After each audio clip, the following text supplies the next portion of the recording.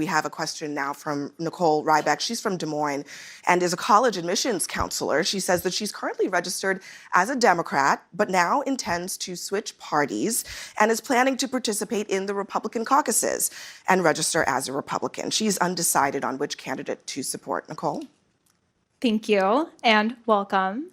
I'm going to throw it back to the United States and talk a little bit about how you feel about the growing differential between the top 1% and the middle class in the US and how you plan on addressing it in your presidency.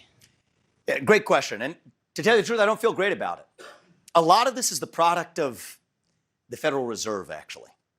It seems like a technical subject a lot of people don't like to talk about. I think this is fundamental. So the Federal Reserve has, since the late 90s, taken on the role of playing effectively God for the financial system. For a lot of that period, raining money from on high like manna from heaven. We've been skiing on artificial snow, and it's really flowed down through the top 1%. A friend of mine actually has a funny expression, but I'll share it with you. He says, if you're a nurse, you'll go home with some extra latex gloves. If you're a teacher, you might go home with some extra pencils. If you're a banker, you go home with a few extra dollars. And that's the way it's worked through the Federal Reserve System. Trickle-down economics, I believe, does work when it's driven by gains in the real economy, but it doesn't work when it's created by artificial paper wealth generated by Fed Reserve policies. So I'd put the Fed back in its place. The reason real wage growth has not gone up for the bottom 99% adjusted for inflation, it's been flat. The reason why is the Federal Reserve has treated wage growth as though it's a leading indicator of inflation and tried to tamp it down like a game of whack-a-mole for the last 25 years. So you get what you pay for. My view is I'll put the Fed back in its place. A single mandate for the U.S. Fed. What is that? Dollar stability. Peg the dollar to commodities. That ties the hands of our government. That's a good thing. We've had our greatest GDP growth in this country before we left the gold standard. I think that's telling. So when the dollar is stable, that's how you actually help the bottom 99% in this country. That's how you see real wage growth. And I want people to understand, you hear a lot of tales, mythology, I would say, about the current economy. Let's make it simple. What's going on? Prices are going up. Interest rates, including mortgage rates to buy your home, are going up. But wages have remained flat. And so I'm not going to be the person who comes in here and tells you. And some people say, am I too pessimistic at times? I'm a realist. I'm not going to tell you the American dream is alive and well right now. It is not. It's alive and hanging on for life support. But I believe it can be.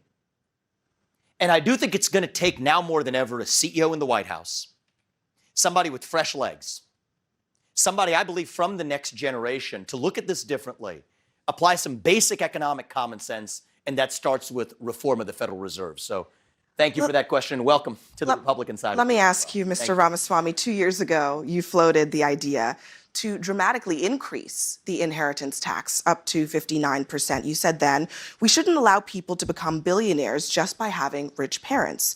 Would you push for that as president? That's not part of my policy platform as president. And one of the things people should know about me is that I'm not a standard candidate. I've written 3 books in the last 2 years. They're not candidate books. I said that I brought up Thomas Jefferson earlier. I admire him because he was one of the few truly intellectual presidents we've had. And so I like to explore ideas. One of the things an 11th grade English teacher, Mrs. Smith, taught me is that you don't really understand what you think unless you can offer the best statement of an alternative view. And so that's what I did in my books. I wrote my book, first book was Woke Inc., and I often joke, I agree with about 95% of what's in there. And so my view is this. What we really need is a 12% flat tax across the board. Ordinary income, capital gain, corporate, flatten it all out. And then here's how we get the money back for the system. End the cronyist deductions. The deductions and the loopholes and the rebates that a lot of corporations, a lot of special interests have lobbied in. It's about $700 billion a year, just the tax compliance costs, just the out-of-pocket costs, not even counting the time you spend preparing your taxes. Give that back to the people. That's how we actually restore, again, a big part of our economy, grow our economy. That's the way I would do it. You are, it's probably no surprise to folks here, you're very wealthy. You've made a lot of money in your life. Self-made. Do you want your wealth, do you believe it should pass down to your children? So it's an important question, actually. And I want to speak on behalf of both my wife and I. My wife, Apurva, she wanted to be here today. She's not here because she was treating cancer survivors at Ohio State's hospital. That's where she's kept her full-time job while we're going through this. And, in many cases, our healthcare system, or I should call it our sick care system, is so broken that she doesn't even get paid for many of the procedures she does to improve patients' lives. That works for us because we are in the position that we're in.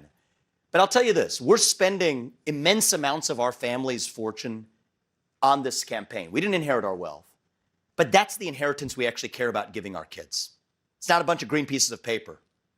It is the country that allowed us to live the American dream that each of us did. My parents came to this country 40 years ago with no money.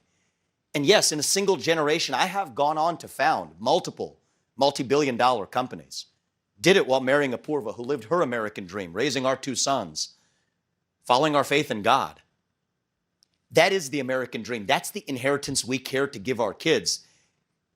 And even if we're just speaking really honestly, some people hit me for this, but I stand by it, actually.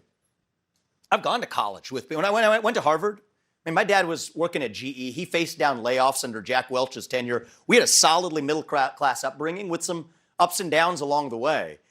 I went to school with kids who were the kids of billionaires. That was new to me. I'd never encountered that in my life until I got to Harvard College. And I'll tell you something, Abby, it's interesting. Many of them weren't happier for it. To the contrary, I was actually able to follow my hunger and my passion and my ambition, maybe even more freely than many of my other fellow peers. I'm grateful to other peers who may not have had access to basic education, but there are also those who don't have basic access to having their own ability to live the American dream because they're encumbered by that inheritance as well. So I'm not one of these guys who fetishizes lavishing children with a bunch of wealth. I want to give them the country that allows them to live the American dream through meritocracy that allowed Apurva and I to succeed as well.